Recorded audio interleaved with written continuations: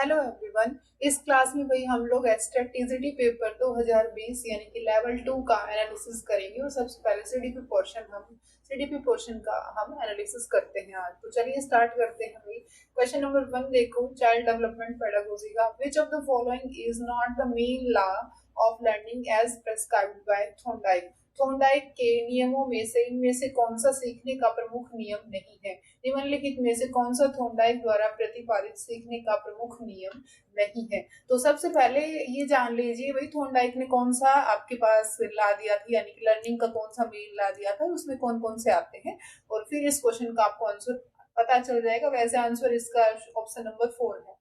Law of generalisation है, ये Thorndike ने नहीं दिया, और बाकी ये तीनों है ना थॉर्नडाइक के मेन लॉ रहे हैं। तो इसके बारे में पढ़ लेते हैं हम, थॉर्नडाइक ने कौन कौन से आपके पास ये बताए हैं, लॉज बताए हैं। तो सबसे पहले इसकी थ्योरी की बात करते हैं। मेन थॉर्नडाइक ने सबसे पहले वही दी थी, याद रखेंगे, बहुत ही फेमस थ्योरी है इसकी थॉर्नडाइक की, और ये काफी बार एग्जाम में पूछा गया है। थॉर्नडाइक की जो थ्योरी है उसका नाम है famous trial and error theory. याद रखेंगे भाई, काफी बार एग्जाम में रिपीटेड क्वेश्चन है, काफी बार एग्जाम में आया हुआ है। Trial and error theory was given bye, answer क्या करना है भाई आपको? थॉर्नडाइक करना है, ठीक है। Trial and error theory of learning given by, किसके द्वारा दी गई? तो आप याद रखेंगे भाई, किसके द्वारा दी गई भाई? थॉर्नडाइक के द्वारा दी गई। तो सबसे पहले तो यही बात ही हो गई, यानी कि एक पॉइंट क्लियर हो गया आपका कि trial and error theory, trial and error theory किसके द्वारा दी गई भाई? थॉर्नडाइक के द्वारा दी गई, ठीक है। थॉर्नडाइक अमेरिकन साइकोलॉजिस्ट हैं और इन्होंने ये थ्योरी दी है, और इसने है ना कनेक्शनिज्म का भी एक कंसेप्ट दिया है। तो साथ साथ आप ये पॉइंट भी यहाँ पर आप नोट कर सकते हो, ठीक है। कनेक्शनिज्म का जो कंसेप्ट है ये भी इन्होंने दिया है। He gave the concept of connectionism का कंसेप्ट भी इन्होंने दिया है, यानी कि संबंधवाद का संप्रदाय भी इन्होंने दिया है। और इनकी एक बुक है एनिमल इंटेलिजेंस, तो वो भी आप याद रखेंगे। इनकी बुक का नाम क्या है भाई? एनिमल इंटेलिजेंस, ठीक है। तो ये सभी पॉइंट थॉर्नडाइक से रिलेटेड है। और फादर ऑफ एजुकेशन साइकोलॉजिस्ट भी इन्हें ही बोला जाता है, फादर ऑफ, याद रखेंगे, शैक्षिक मनोविज्ञान के जनक। क्वेश्चन आएगा, आपसे पूछा जाएगा कि शैक्षिक मनोविज्ञान के जनक किन्हें बोला जाता है, तो आपको भाई क्या आंसर करना है? थॉर्नडाइक आंसर करना है, ठीक है। फादर ऑफ एजुकेशन साइकोलॉजी, यानी कि शैक्षिक मनोविज्ञान के जनक, father of education psychology, father of education psychology. Answer क्या करना है भाई आपको? थॉर्नडाइक ही आंसर करना है। क्या आंसर करना है भाई? थॉर्नडाइक ही आंसर करना है। फादर ऑफ एजुकेशन साइकोलॉजिस्ट, शैक्षिक मनोविज्ञान के जनक थॉर्नडाइक को ही बोला जाता है। और इन्होंने एक एक्सपेरिमेंट किया था भूखी बिल्ली के ऊपर, आप ये बात भी याद रखेंगे, ठीक है। तो इन्होंने भाई प्राइमरी लॉ भी दिए हैं और सेकेंडरी लॉ भी दिए। तो मेन लॉ का मतलब हो गया प्राइमरी लॉ। तो ये तीनों इसके थॉर्नडाइक के प्राइमरी लॉ है। और इस पर्टिकुलर क्वेश्चन में आपसे पूछा जा रहा है which of the following is not the main law of learning। तो law of exercise, law of effect, law of readiness, यानी कि तत्परता का नियम, अभ्यास का नियम, ठीक है। तो ये सभी जो नियम है किसके द्वारा दिए गए हैं? थॉर्नडाइक के द्वारा दिए गए। याद रखेंगे आप इस पॉइंट को। और थॉर्नडाइक ने सेकेंडरी लॉ भी दिए हैं 5, बट हम फिलहाल के लिए यही पढ़ लेते हैं कि प्राइमरी लॉ के बारे में देख लेते हैं, ठीक है। Law of exercise, law of effect और लॉ ऑफ रेडीनेस, ये इसके प्राइमरी लॉ है। और इसमें लॉ ऑफ एक्सरसाइज में दो आते हैं, law of use, law of use और लॉ ऑफ डिसयूज, ये दोनों आते हैं इसके अंदर। तो आपसे ये भी पूछा जा सकता है, लॉ ऑफ यूज और लॉ ऑफ डिसयूज है वो किसके अंतर्गत आते हैं? लॉ ऑफ एक्सरसाइज के अंतर्गत आते हैं, ठीक है। ये थॉर्नडाइक के मेन लॉ है, यानी कि प्राइमरी लॉ है। बाकी 5 इसने सेकेंडरी लॉ भी दिए हैं, मल्टीपल रेस्पॉन्स वगैरह, सिमुलेशन और वो सब, तो वो हम अभी नहीं देख रहे, फिलहाल के लिए यही देख लेते हैं। तो आप ये याद रख लेना, 3 तो प्राइमरी लॉ है और 5 सेकेंडरी लॉ है। चलिए आगे क्वेश्चन पे मूव ऑन करते हैं। इस क्वेश्चन का आंसर हो गया ऑप्शन नंबर 4। चलो आगे चलो। Who gave the who first introduce the word emotional intelligence. Question number 2 देखिए, इमोशनल इंटेलिजेंस का कंसेप्ट सबसे पहले किसने दिया था? तो आपको आंसर याद रखना है, इमोशनल इंटेलिजेंस का कंसेप्ट सबसे पहले वही इन्होंने दिया था, मेयर एंड सोल्वे ने, ठीक है। इमोशनल इंटेलिजेंस का कंसेप्ट किसने दिया था? आपको क्या आंसर याद रखना है?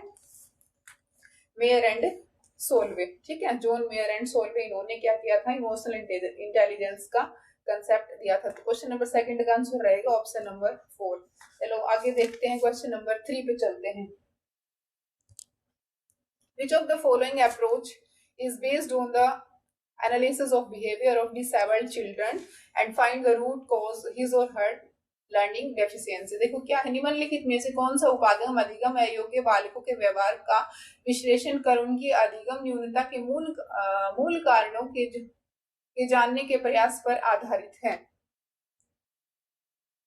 क्या है भाई, यहाँ पर कौन सी अप्रोच यहाँ पर बता रही है कि जो बच्चे का जो बिहेवियर है डिसेबल्ड चिल्ड्रन का, और यानी कि उसकी जो अधिगम यानी कि याद करने की जो क्षमता है, न्यूनता के मूल कारण जानने का प्रयास कौन सा उपागम करता है? तो क्या क्या ऑप्शन है भाई? साइको एनालिटिक अप्रोच करते हैं यानी कि मनोविश्लेषणात्मक उपागम करता है, या फिर व्यवहारवादी करते हैं उपागम, या व्यक्तिगत अनुदेशनात्मक उपागम करता है, या फिर मल्टी सेंसरी अप्रोच? तो क्वेश्चन नंबर थर्ड का आंसर रहेगा option third, individualised instructional approach. ये जो अप्रोच है इसके साथ क्या ये जो अप्रोच है एनालिसिस करती है बिहेवियर ऑफ डिसेबल्ड चाइल्ड और उसकी रूट यानी कि कारण तक पहुंचने का प्रयास करती है कि बच्चे को कहाँ प्रॉब्लम है, डेफिशिएंसी डिसऑर्डर कौन सा है उसको, ठीक है, विजुअली चैलेंज है या हियरिंग इम्पैक्ट है या कौन सा है, ठीक है। तो थर्ड आ जाएगा इसका इंडिविजुअल, हम चेक करेंगे यानी कि इंडिविजुअलाइज्ड इंस्ट्रक्शनल अप्रोच रहेगी। चलो आगे देखो क्वेश्चन नंबर 4 देखो भाई, क्वेश्चन नंबर 4 है who give the concept of latent learning? Latent learning का कंसेप्ट किसके द्वारा दिया गया, यानी कि लुप्त अधिगम संप्रत्यय को सर्वप्रथम किसने परिचित किया? तो भाई कूट लेविन आएगा इसका आंसर। पढ़ते हैं फिर तो क्या है, कूट लेविन है, यल थॉर्नडाइक है, एडवर्ड चांस टोलमैन है, पावलोव है। तो भाई ये आएगा, सॉरी ऑप्शन नंबर थर्ड आएगा। क्वेश्चन नंबर 4 का आंसर क्या होगा भाई? कूट लेविन नहीं आएगा, ये आएगा भाई एडवर्ड चांस टोलमैन ने दिया था भाई। लेटेंट लर्निंग का कंसेप्ट किसने दिया था भाई? टोलमैन ने दिया था। और मैं इसको एक बार चेक कर लेती हूँ आंसर की में क्या है। बाकी आई थिंक इसका ऑप्शन नंबर थर्ड ही है, फिर भी मैं इसको भी चेक करके आपको बताती हूँ। लेटेंट लर्निंग, अभी रुको भाई जस्ट मिनट।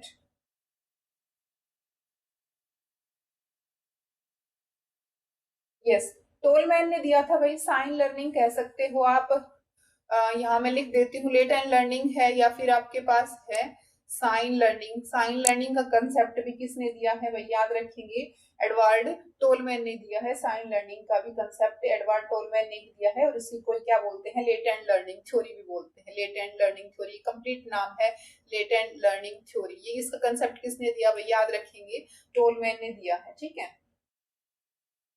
तो याद रख लेना भाई, कूर्ट लेविन है ना, कूर्ट लेविन इन्होंने भाई फील्ड थ्योरी दी है। ये बात आप याद रख लो यहाँ पर कि फील्ड थ्योरी किसके द्वारा दी गई, क्षेत्रीय वाद का सिद्धांत किसने दिया? कूर्ट लेविन ने दिया है। और ईएल थॉर्नडाइक को तो आपको पता ही चल गया है, क्वेश्चन नंबर 1 में हमने डिस्कस कर लिया है। Trial and error theory was given by EL Thorndike. Okay, Kurt Lewin ने भाई फील्ड थ्योरी यानी कि क्षेत्रीयवाद का सिद्धांत दिया है। एडवर्ड टोलमैन ने साइन थ्योरी या फिर साइन लर्निंग के बारे में इन्होंने बताया है। और साथ ही हम आगे देखते हैं पावलोव। पावलोव ने भाई क्या बताया है? क्लासिकल कंडीशनिंग थ्योरी के जनक इनको बोला जाता है, ठीक है। क्लासिकल कंडीशनिंग थ्योरी के जनक किन्हें कहा जाता है भाई?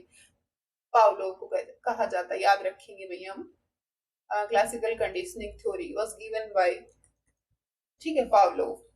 तो ये सभी पॉइंट मैंने यहाँ पर बता दी है, बट आप इसका आंसर याद रख लेना। लेटेंट लर्निंग थ्योरी किसके द्वारा दी गई भाई? एडवर्ड टोलमैन के द्वारा दी गई। तो 4 का आंसर हो जाएगा ऑप्शन नंबर सी। चलिए नेक्स्ट 5 देखो, who was the main propounder of functionalism? Functionalism का मेन प्रोपाउंडर यानी कि मेन प्रमुख प्रवर्तक कौन थे? तो विलियम जेम्स थे, जेबी वाटसन थे, क्लार्क हल थे, या फिर एडवर्ड टोलमैन थे? तो 5th का भाई आंसर हो जाएगा आपके पास फर्स्ट, यानी कि विलियम जेम्स फंक्शनलिज्म के कंसेप्ट इन्होंने दिया था। इनका मेन प्रोपाउंडर फंक्शनलिज्म का कौन था भाई? William James. आगे देखो भाई question number 6, which of the following is an example of इनेट motive? निम्नलिखित में से कौन सा जन्मजात अभिप्रेरक का उदाहरण है? तो जन्मजात अभिप्रेरक का उदाहरण भाई ये आ जाएगा आपके पास, हंगर आ जाएगा, एडवर्ड, पनिशमेंट, इंसेंटिव, ये तो बाद की बातें हैं, है ना। तो ये हंगर सबसे पहले क्या होगा? इनेट मोटिव यानी कि जन्मजात अभिप्रेरक। सबसे पहले भूख ही लगेगी बच्चों को, यानी कि जन्म लेता है जब बच्चा, तो ये मान के ये इसका आंसर हो जाएगा भूख यानी कि हंगर। अवार्ड है यानी कि पुरस्कार है, पनिशमेंट है, इंसेंटिव, तो ये तो बाद की बातें हैं, जैसे जैसे ग्रो अप होता है, डेवलपमेंट होता है बच्चे का। चलिए नेक्स्ट क्वेश्चन नंबर 7 पे चलते हैं। In which stage of development the sexual changes that occurs in the child's body appears start to appear. कौन सी अवस्था के अंदर जो डेवलपमेंट है, विकास की कौन सी अवस्था के अंदर जो सेक्सुअल चेंजेस हैं बच्चे के अंदर स्टार्ट होने, अपीयर होने दिखाई दे जाते हैं, यानी कि child body starts to appear. तो आपको पता है ये क्या आएगा इसमें, लेटर चाइल्डहुड कह सकते हैं या प्यूबर्टी स्टेज। बाकी इसका करेक्ट आंसर आएगा प्यूबर्टी स्टेज, यानी कि एडोलसेंस एक एज है, या फिर प्यूबर्टी स्टार्ट हो रहे हैं, यहाँ पर कह रहे हैं ना स्टार्ट्स टू अपीयर, तो प्यूबर्टी स्टेज आ जाएगा यहाँ पर। क्वेश्चन नंबर 7 का आ जाएगा ये। प्यूबर्टी स्टेज में ये जो आपके पास लैंगिक परिवर्तन देखने को दिखाई देना प्रारंभ हो जाते हैं, तो इसका आंसर हो जाएगा 4th। चलो नेक्स्ट क्वेश्चन पे चलते हैं। 8 पे चलिए भाई। What is the other name of classical conditioning. तो पहले तो आप ये याद रख लो भाई, क्वेश्चन नंबर 8 में क्या है कि क्लासिकल कंडीशनिंग थ्योरी किसके द्वारा दी गई थी। पहले तो मैंने ये थोड़ी देर पहले बताया है, तो आप इसको नोट डाउन कर लीजिए। क्लासिकल थ्योरी जो कंडीशनिंग है किसके द्वारा दी गई थी भाई, याद रखेंगे पावलोव के द्वारा दी गई थी क्लासिकल कंडीशनिंग थ्योरी। याद रखना है आपको, classical conditioning theory was given bye Russian psychologist थे और इन्होंने ये क्लासिकल कंडीशनिंग थ्योरी दी है, और इसका पूरा नाम है इवान पावलोव, ठीक है। और इन्होंने ये थ्योरी दी है। दूसरे नाम इस थ्योरी का कौन सा है, तो टाइप एस कंडीशनिंग है, टाइप आर है, टाइप एस आर है, टाइप यू है, तो ये सब नहीं है, सिर्फ टाइप एस जो है कंडीशनिंग है वो इस थ्योरी का दूसरा नाम है, टाइप एस कंडीशनिंग, यानी कि हम बोल सकते हैं स्टिमुलस, ठीक है। सब्स्टिट्यूशन थ्योरी बोल सकते हैं, या फिर एस कंडीशनिंग थ्योरी कह सकते हैं, या फिर टाइप एस कंडीशनिंग, एक ही बात है। टाइप एस बोल दो या फिर एस कंडीशनिंग बोल दो, ठीक, एक ही बात है। तो 8th का आंसर हो जाएगा ऑप्शन नंबर फर्स्ट। 9 पे चलते हैं। What is the age group given by Erikson for the stage industry versus role confusion, या फिर इंडस्ट्री वर्सेस इंफ्यूरिटी। काफी बार एग्जाम में आया है एरिक्सन की थ्योरी से क्वेश्चन, काफी बार एग्जाम में आया है, 2023 में, 22 में, हर बार अक्सर एग्जाम में आया है एरिक्सन की थ्योरी से क्वेश्चन।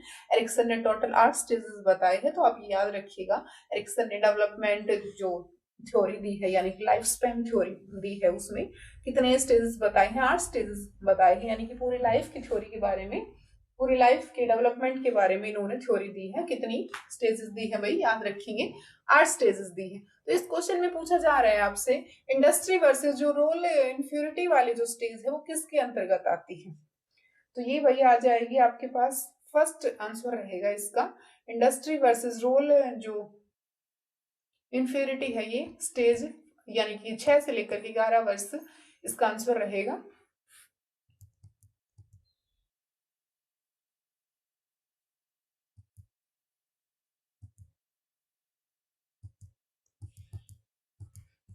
क्वेश्चन नंबर 10 पे चलते हैं। देखो भाई 10 क्या है हमारे पास, question number 10, out of the following which is not correct principle of development. यहाँ पर कह रहा है कि विकास का इनमें से कौन सा प्रिंसिपल यानी कि सिद्धांत नहीं है। प्रिंसिपल ऑफ कंटिन्यूटी, निरंतरता का सिद्धांत बिल्कुल सही है, विकास निरंतर गति से चलता है, बिल्कुल। प्रिंसिपल ऑफ इंडिविजुअल डिफरेंसेस, हर एक मनुष्य में, हर एक व्यक्ति में अलग अलग गति से क्या होता है, विकास होता है। प्रिंसिपल ऑफ इंडिविजुअल डिफरेंस बिल्कुल सही है, व्यक्तिगत भिन्नता का सिद्धांत। थर्ड है principle of uniformity of pattern, Vikas same गति से, एक रूपता से नहीं चलता भाई, कभी कम कभी ज्यादा, तो ये ऐसे करके चलता है ना, यूनिफॉर्म पैटर्न में नहीं चलता, ये आएगा इसका आंसर। बाकी 4th ऑप्शन और देख लीजिए, principle of proceeding from specific to journal.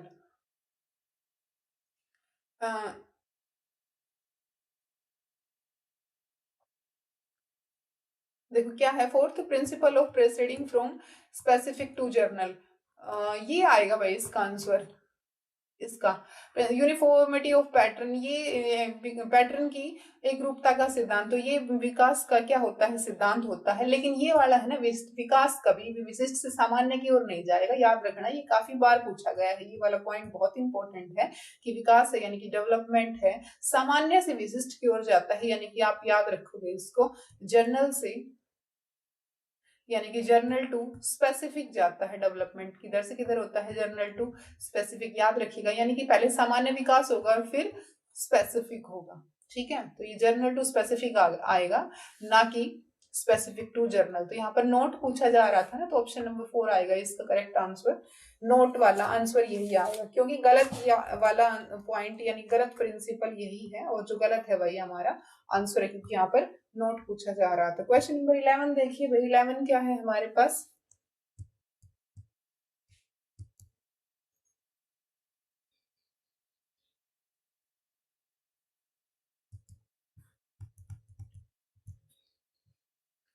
निम्नलिखित में से कौन सा मनोविज्ञान का संप्रदाय ब्लैक बॉक्स थ्योरी के नाम से जाना जाता है, यानी कि ब्लैक बॉक्स थ्योरी के नाम से कौन सा साइकोलॉजिस्ट यानी कि मनोवैज्ञानिक जाना जाता है। विच of the following thoughts, which of the thought of school, यानी कि कौन सा मनोविज्ञान का संप्रदाय ब्लैक बॉक्स थ्योरी के नाम से जाना जाता है, is known as black box theory. तो भाई ब्लैक बॉक्स थ्योरी के नाम से कौन जाना जाता है, बिहेवियरिज्म, यानी कि व्यवहारवाद के जनक ब्लैक बॉक्स थ्योरी से रिलेट करते हैं, तो याद रखना है। और व्यवहारवाद के जनक कौन है, साथ साथ में ये भी बता देती हूँ, जेबी वाटसन। ठीक है, जेबी वाटसन को क्या कहा जाता है, व्यवहारवाद के जनक बोला जाता है। याद रख लेना भाई, इस क्वेश्चन को भी पूछा जा सकता है। व्यवहारवाद के जनक किन्हें बोला जाता है, व्यवहारवाद के जनक जेबी वाटसन को कहा जाता है, जेबी वाटसन। ठीक है, और इस क्वेश्चन का ब्लैक बॉक्स थ्योरी किससे रिलेट करती है, बिहेवियरिज्म से रिलेट करती है। फर्स्ट हो जाएगा इसका आंसर क्वेश्चन नंबर। उस पर चलिए आगे,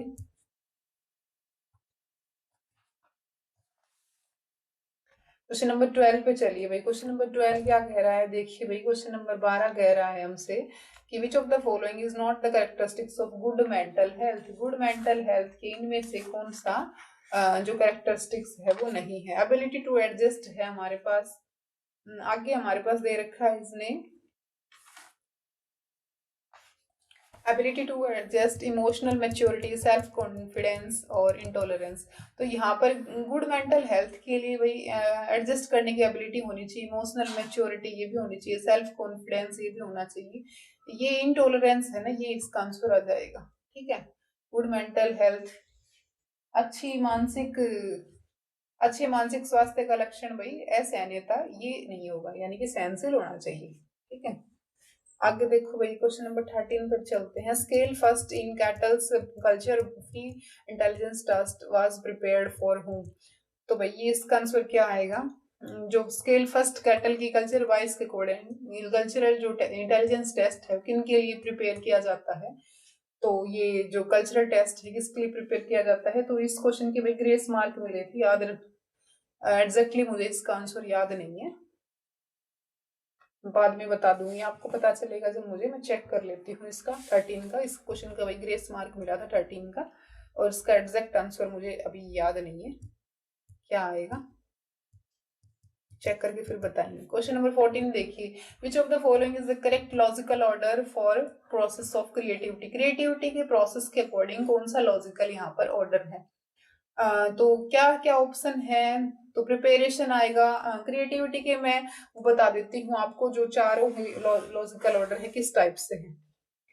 तो इसका 14 का करेक्ट आंसर हमारे पास होगा ऑप्शन नंबर 3, यानी कि पहले प्रिपरेशन होगा, फिर ये इनक्यूबुलेशन होगा, फिर इंसाइट होगा, फिर वेरिफिकेशन होगा।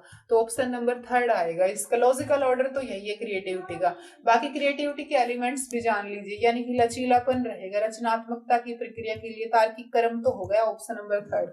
बाकी क्रिएटिविटी के एलिमेंट्स कौन कौन से होने चाहिए, भाई क्रिएटिव बच्चा है तो उसके अंदर क्या होनी चाहिए, फ्लेक्सिबिलिटी भी होनी चाहिए, है ना, मोर क्या बोलते हैं, ओरिजिनलिटी भी होनी चाहिए।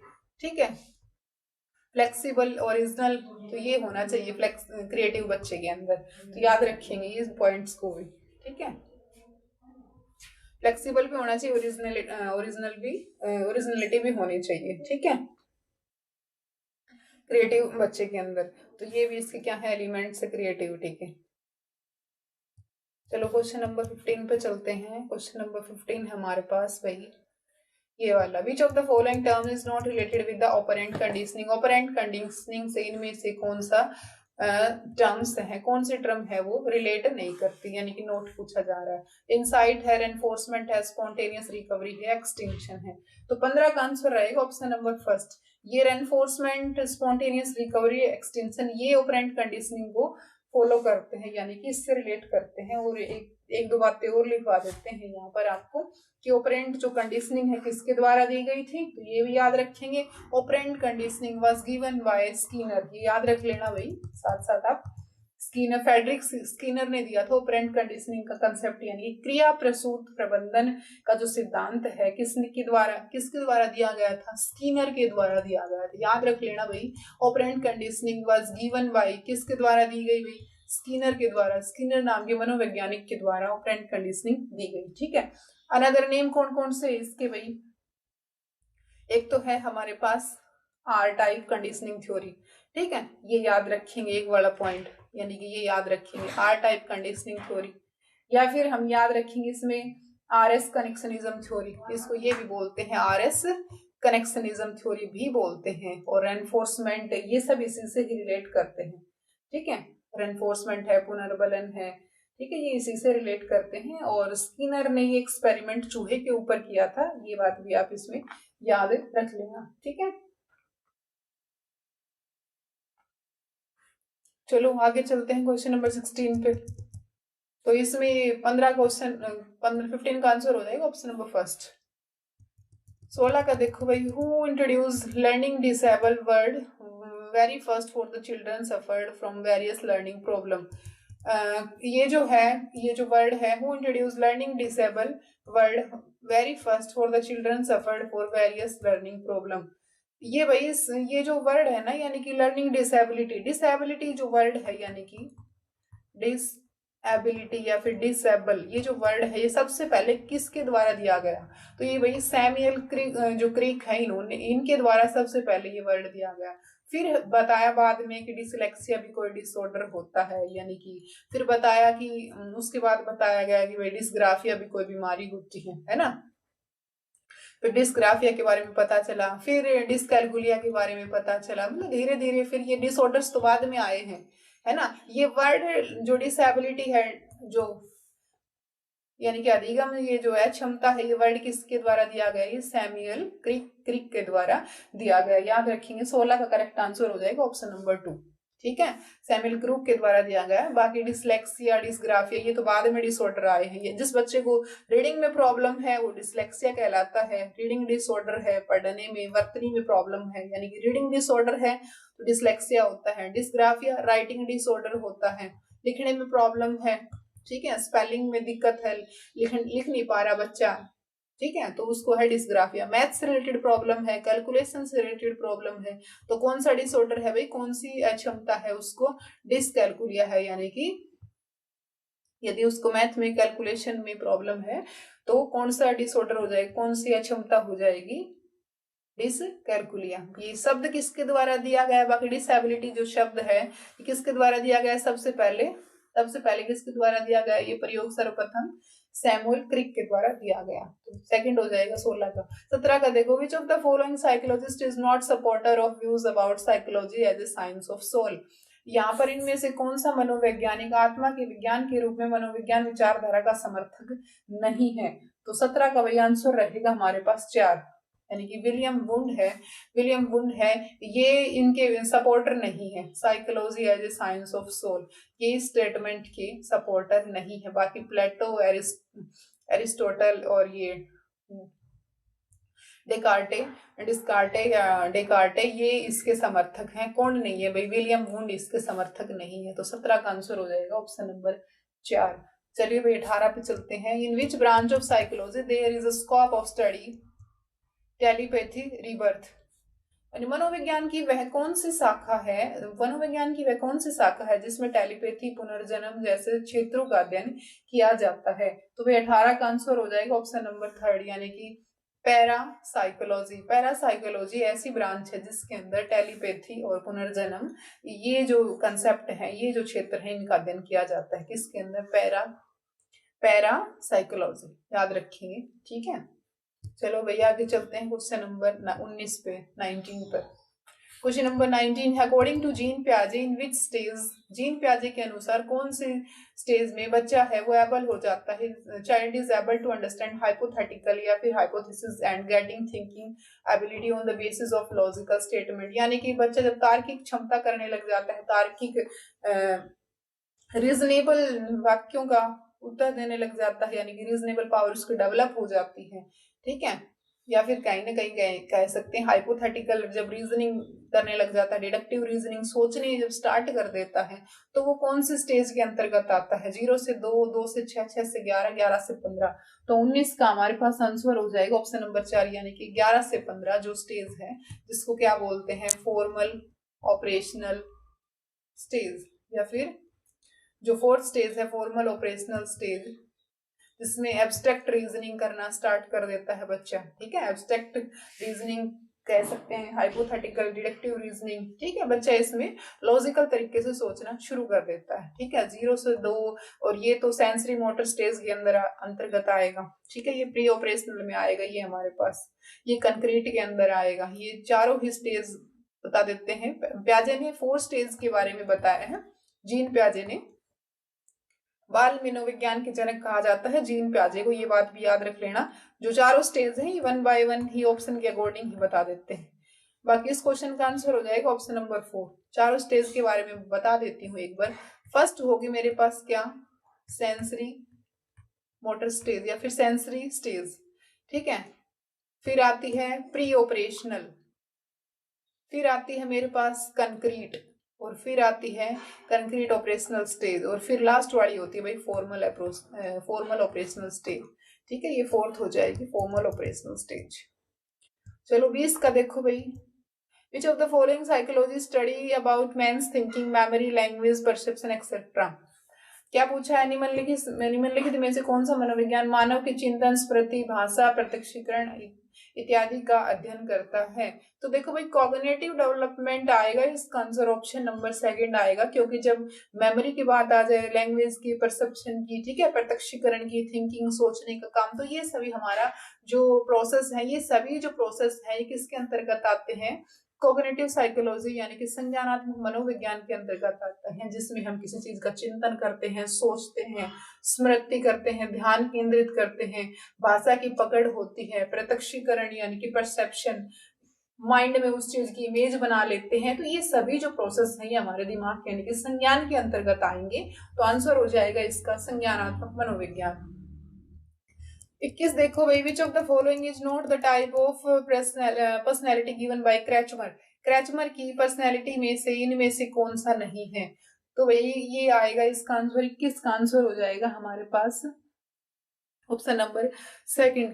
क्रैचमर जो क्रैचमर है ये मनोवैज्ञानिक है, इन्होंने ये एथलेटिक, एस्थेनिक और ये साइकिक, क्या है ये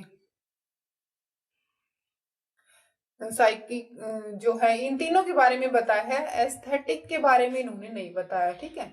ये जो है ना इस टाइप ऑफ ये पर्सनैलिटी की ये टाइप इन्होंने नहीं बताई, तो ये याद रखिए भाई। 2 आएगा इसका आंसर, 21 का ऑप्शन 2 आएगा भाई। इन तीनों के बारे में क्रैचमर ने बताया है। 22 का देखो भाई, which is the as, what is the age group for moral development stage, हिट्रोनॉमी, reciprocity given by gene प्याजे। Gene प्याजे ने मोरल डेवलपमेंट में 2 स्टेजेस बताए, एक तो है ऑटोनोमस और दूसरा है हिट्रोनोमस। हिट्रोनोमस कह सकते हो या फिर हिट्रोनॉमी कह सकते हो। ऑटो मतलब खुद मोरल डेवलपमेंट जिस जब खुद हो जाए, और हिट्रो मतलब दूसरों की मदद से होगा, है ना। तो ये हिट्रोनॉमी दूसरों की मदद से, जब चाइल्ड बच्चा होता है यानी कि बच्चे के अंदर जो डेवलपमेंट होगा वो हिट्रोनॉमी रेसिप्रोसिटी के अंतर्गत आएगा। हिट्रो मतलब दूसरा, ऑटो मतलब खुद, तो खुद तो बड़े लेवल पे होता है मोरल डेवलपमेंट, है ना। तो किसके अंतर्गत आ जाएगा ये, 22 का आंसर हो जाएगा ऑप्शन नंबर 3, यानी कि 5 से लेकर के 8 साल, ये जो एज ग्रुप है इसमें होता है क्या, हिट्रोनोमस मोरल डेवलपमेंट। तो जीन प्याजे के अनुसार ये आएगा 5 से 8 आएगा। चलो आगे देखो 23 का देखो भाई, 23 क्या है हमारे पास, Which of the following is not the characteristics of learning disabled children? Learning disabled children की कौन सी विशेषता इनमें से नहीं है? कौन सा अधिगम अक्षम बालकों के लक्षण नहीं है? तो परसेप्चुअल इफेक्टिवनेस है, इमोशनल इंस्टेबिलिटी है, डिसऑर्डर ऑफ अटेंशन है, या इम्पल्सिविटी है। तो क्या हो जाएगा बेटे? इसका आंसर रहेगा फर्स्ट, यानी कि परसेप्चुअल इफेक्टिवनेस आएगा इसका। प्रत्यक्षीकरण प्रभाविता इसका। अधिगम क्षमता बालकों में ये नहीं होगा। ठीक है, ये बाकी ये जो डिसऑर्डर है, टेंशन का डिसऑर्डर रहेगा, उनमें इमोशनल इंस्टेबिलिटी भी नहीं होती उनके अंदर, है ना। वो जल्दी ही आवेग हो जाते हैं, यानी कि उनमें जल्दी गुस्सा आ जाता है, आवेग की स्थिति, जल्दी आवेगपूर्ण व्यवहार करते हैं, है ना। तो ये सब तो ये जो डिसेबल्ड चिल्ड्रन की विशेषता है, लेकिन ये परसेप्चुअल इफेक्टिवनेस ये डिसेबल्ड चिल्ड्रन की विशेषता नहीं है। नोट पूछा जा रहा है आपसे। What is the IQ range of severe mental retarded children? Mental retarded children की IQ रेंज यानी कि इंटेलिजेंट क्वोशिएंट की रेंज क्या होती है? गंभीर मानसिक मंदता वाले बालकों की बुद्धि उपलब्धि क्या होती है? तो क्या होती है? 24 का आंसर हो जाएगा। ये 20 से लेकर के 35 ये जो इंटेलिजेंट क्वोशिएंट की रेंज है, ये आएगा इसका आंसर 20 to 35। चलो 25 पे चलते हैं। Question number 25। In which stage of development interest friendship develop towards the same sexual groups? क्या पूछा है? विकास की कौन सी अवस्था में समान लिंगियों के साथ रुचि मित्रता विकसित होती है? तो एडोलसेंस में होती है ये। और एडोलसेंस एज आप ऑप्शन के अकॉर्डिंग देख लो भाई, जब स्टार्ट होने एडोलसेंस नहीं आएगा, ये आएगा लेटर चाइल्डहुड वाला स्टेज आएगा। सॉरी, यहाँ पर क्योंकि ये कह रहा है ना in which stage of development interest friendship develop towards same sexual group, यानी कि अपने ही फ्रेंड्स, अपने ही सेम एज क्या है, समान लिंगियों के साथ रुचि मित्रता विकसित कौन सी एज में होती है? तो भाई 10 से लेकर के 12 साल का बच्चा है वो इस एज ग्रुप के अंतर्गत आ जाएगा। जब वो फ्रेंड्स घनिष्ठ मित्र वगैरह बनाएगा, वो 10 से 12 साल की उम्र में ही ये काउंट होगा। 25 का हो जाएगा थर्ड। ठीक है, थोड़ा सा ध्यान से पढ़ना है इस क्वेश्चन को, गलत होने के चांस ज्यादा है यहाँ पर। 26 का देखो, which of the following is not the type of realistic thinking? Realistic thinking है यथार्थवाद चिंतन है, यानी कि रियलिस्टिक वास्तविक जो चिंतन है वो इसका प्रकार नहीं है। कन्वर्जेंट थिंकिंग होगा, क्रिएटिव थिंकिंग होगा, या इवेल्युएटिव थिंकिंग होगा, या फिर ऑटिस्टिक थिंकिंग होगा। तो ऑटिस्टिक जो थिंकिंग है वो, यानी कि वो क्या होता है आपके पास?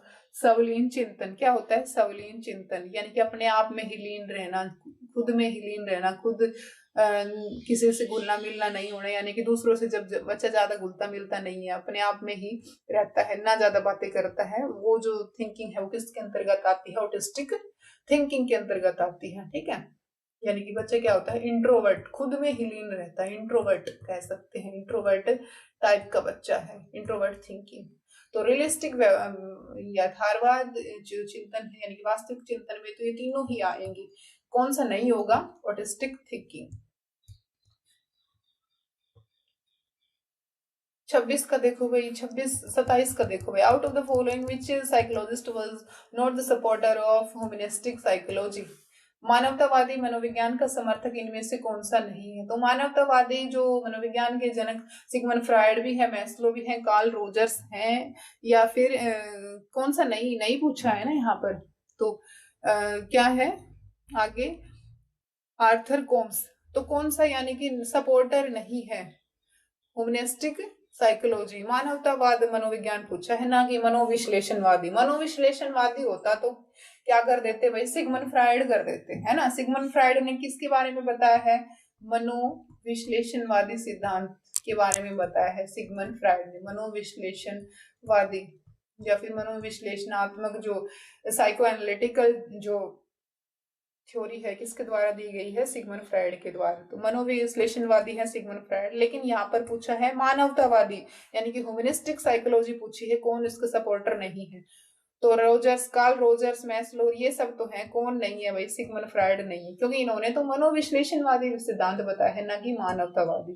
ठीक है, तो थोड़ा सा ये वर्ड्स है ना, इनको आप देख के जाना है भी पेपर के अंदर।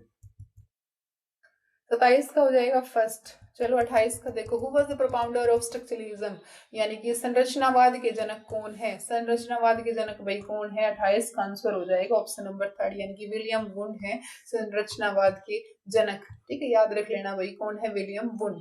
ठीक है, विलियम वुंड ने सबसे पहले लेबोरेटरी लगाई थी जर्मनी के अंदर। ठीक है, विलियम वुड है संरचनावाद के प्रवर्तक या फिर जनक, प्रोपाउंडर। 28 का हो जाएगा ऑप्शन 3। 29 का देखो, which of the following component is not related with the motivational cycle. Motivation cycle से यानी कि अभिप्रेरणा चक्र से संबंधित इनमें से कौन सा तत्व, कौन सा एलिमेंट नहीं है। नीड है, ड्राइव है, इंसेंटिव है, इमोशन। तो यहाँ पर 29 का हो जाएगा इमोशन। इमोशन इससे रिलेट नहीं करता है ना। नीड है, जरूरत, ड्राइव, इंसेंटिव, ये सब तो इससे रिलेट करते हैं। मोटिवेशन साइकिल में 6 एलिमेंट होते हैं। ठीक है, और ये इमोशन है, ये इसका एक एलिमेंट नहीं है। ठीक है,